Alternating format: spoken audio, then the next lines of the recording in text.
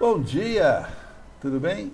Eu sou o pastor Gilberto, nós estamos nos nossos devocionais diários e essa semana estamos falando sobre batalha espiritual. É um assunto que deixa a gente bastante animado, motivado, apreensivo, sem saber o que fazer, o que é, o que não é verdade.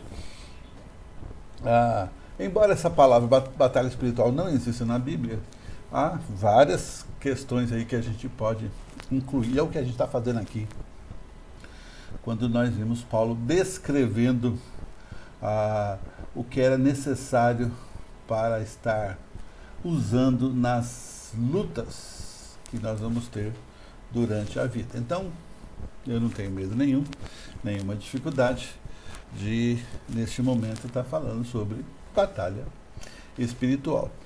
E não é aquela coisa da encruzilhada, né?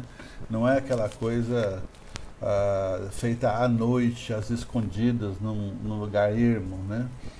Ou numa gritaria com alguém ou alguns para, né, formar lá uma situação para conseguir alguma coisa de Deus nessa situação.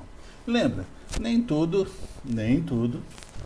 é coisa do inimigo, né? Às vezes eu e você somos capazes de fazer cada bobagem, né? E aí a gente tem que entender. Então Paulo já falou sobre a verdade, né? O cinto da verdade. E ele já falou também, nós falamos, né, ontem, também sobre o escudo, que a necessidade de estarmos não apenas usando, mas sabermos como usar, né, no caso, a couraça, desculpe, da justiça. Então, a ideia aqui é que a gente realmente tem esse contato com tudo isso que é necessário ter, mas que a gente sabe exatamente o que está envolvido, né? Então, ontem eu falei sobre 1 Coríntios 10, 13. Não estava aqui, não? Então, você volta para ontem e vê lá o que foi que eu disse, né? Então, hoje nós vamos falar sobre os pés calçados com a prontidão do Evangelho da Paz. O que quer dizer isso, né? É que o inimigo vai tentar achar uma brecha. Que brecha? A brecha para deixar você numa situação difícil e você não poder sair, né? E isso pode significar um momento de descuido violento, de dificuldade de conversar, de perder o foco. Os soldados romanos, eles faziam o seguinte: eles colocavam pregos na sola do sapato para que eles pudessem lutar na lama e não escorregasse, né? Não sei se você já chegou a ver, mas essas corridas de atletas, 100 metros, 200, 300, 400, especialmente as de curto, mas não sei, talvez todos, não sei, mas pelo menos aquelas que são disputadas naquele ciclo de 400 metros, todos eles usam uma sapatilha para corrida, e nessa sapatilha ficam pregos para que você tenha velocidade e não escorregue, né? Porque normalmente a gente escorregaria que fosse um pouco, né? Mas com a sapatilha não. Eu digo isso porque eu já usei, fui atleta de sapatilha, foi bom, valeu. Então, como é que a gente vai atacar o inimigo ou receber o ataque do inimigo, né? Na verdade, Deus não fala para a gente atacar, a gente vai receber e se defender, né? E se os pés não são firmes, né? Como é que eu vou falar de Deus se Deus não é aquele que eu digo para os outros que Ele é? Como é que eu vou falar da graça de um Deus que eu mesmo não tenho? Como é que eu vou falar de um testemunho que eu mesmo não organizei na minha vida? Então eu preciso tomar todo esse cuidado de que a minha vida faz parte de um processo de Deus trabalhando e eu preciso entender isso, né? A Bíblia fala que os pés daqueles que trazem boas novas é fantástico, né? Então, o que traz aqui não é a beleza de quem a proclama, ou a capacidade de quem a proclama, ou a verborragia, né? a maneira com que eu falo, as palavras que eu uso, mas na firmeza de quem entende e abraça o evangelho da paz. Então, ele é a sua verdade, e lembra, a gente já falou bastante nisso, a gente vai falar sempre nisso, que eu preciso de uma coisa muito especial. O que é? Eu preciso tornar a palavra de Deus a minha vida.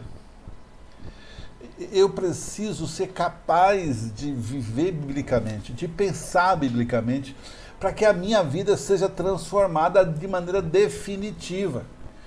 Né? E minha mãe falava uma coisa, né, que o uso do cachimbo é que deixa a boca torta, né? Não sei se é verdade ou não, mas ela falava. Mas faz sentido, né? Se você não usa, como é que você vai viver? Como é que você vai dar para alguém que não sabe e você não tem? É difícil, né? O inimigo quer dividir o corpo de Cristo com falsas doutrinas, com distinções imaginárias entre as pessoas que pertencem a um grupinho e os de fora, aqueles que são mais santos, aqueles que são menos santos, aqueles que usam certo tipo de roupa, ou corte de cabelo, ou seja lá o que for, né? Mas, puxa vida, todo mundo que faz certo também erra. Como é que eu vou lidar com isso? Né?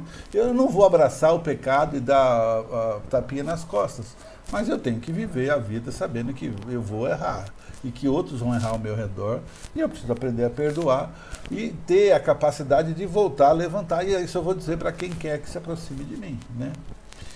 As consequências da batalha de não usar é que a gente pode estar cultivando divisões, enfatizando outras coisas, a não ser Jesus, como aquele que nos une uns com os outros e com Deus. Seja uma parte do culto, seja qualquer coisa que você faça ou a igreja faça que te distingue de outras igrejas, e vai haver isso também. Isso não é um problema necessariamente, né? Quem entende o Evangelho da Paz não vai escorregar quando o inimigo tenta infiltrar e separar na base de diferenças ou até de ofensas, né? Do passado, ou do presente, ou do futuro. Segunda coisa que Paulo fala, e agora sim ele vai falar sobre o escudo da fé, porque se você não for capaz de carregar o escudo da fé, você realmente vai ter um problema sério, né? O escudo daquele homem lá em Roma, aquele soldado romano, era do tamanho de uma porta, ele cobria a cabeça e cobria os pés, né? O soldado inteiro se escondia atrás deste escudo, né? E você deve ter visto em TV, em vários filmes que a gente assistiu nos últimos anos, os soldados se juntam todos, parece que é uma muralha intransponível, né? E as flechas do inimigo batem e somem, desaparecem, não atinge ninguém, se eles ficarem firmes. Então a intenção do inimigo não é só de atirar em nós em um determinado momento, mas é de atirar com flechas flamejantes, de tal forma que os seus desígnios ficam queimando e causando um estrago em nossa vida muito depois do ataque. Aquela coisa que fica incomodando, aquela situação que você não tratou, aquele perdão que você não deu ou não pediu, ela fica te incomodando, ela fica te mordendo, ela fica se infiltrando. E aí você não consegue se livrar porque não tratou. Flechas inflamadas. Lá no Jardim do Éden, a pergunta inicial de Satanás foi a seguinte: foi isso mesmo que Deus disse? Pois é, foi isso mesmo que Deus disse. Ou perguntinha, né? Parece ser simples, mas se você não estiver pronto e saber exatamente no que você crê, você pode balançar no momento desse, né? Suas mentiras e tentações sempre nos levam a questionar a palavra de Deus, mas em Cristo temos uma proteção. Qual? A nossa fé. E lembra, né? Pela graça sois salvos mediante a fé, isso não vem de vós, é dom de Deus.